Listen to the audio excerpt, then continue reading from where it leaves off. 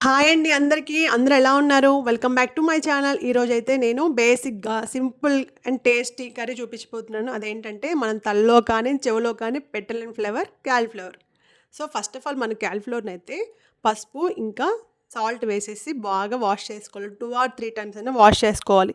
దానివల్ల అందులో ఉండే స్మాల్ ఇన్సెక్ట్స్ ఏమైనా ఉంటే అవి క్లియర్ అయిపోతాయన్నమాట.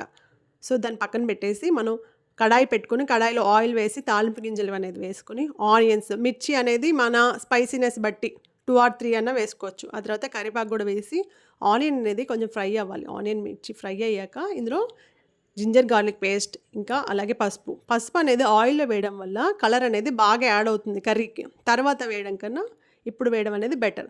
సో, ఇప్పుడు మనం వాష్ చేసి పక్కన పెట్టుకున్న కాలీఫ్లవర్ని వాటర్ లేకుండా కడాయిలో వేసేసుకొని సాల్ట్ కూడా వేసేసుకొని బాగా టాస్ చేసి ఒక 10 మినిట్స్ అలా లో ఫ్లేమ్లో కుక్ చేయాలి.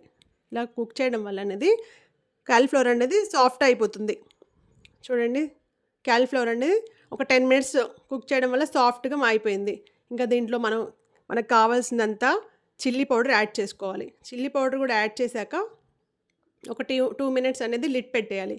ఈ లిడ్ పెట్టేసి ఈ కారం అనేది కూడా ముక్కలు బాగా పడుతుందండి. దానివల్ల ముక్కలన్నీ పర్ఫెక్ట్గా కుదురుతాయి. లాస్ట్ ఫైనల్గా గరం మసాలా అనేది యాడ్ చేయడం వల్ల కర్రీకి టేస్ట్ అనేది ఎన్హాన్స్ అవుతుంది. సో, ఫైనల్లీ కర్రీ అనేది డన్. ఇంకా లాస్ట్ ఎండ్ కార్డ్ కావాలంటే మనకు కొత్తిమీర వేసి కర్రీకి ఎండ్ కార్డ్ వేసేయడమే. సో, చూడండి, గుమగుమలాడే cauliflower curry ready. Thank you for watching. Subscribe to my channel. Bye.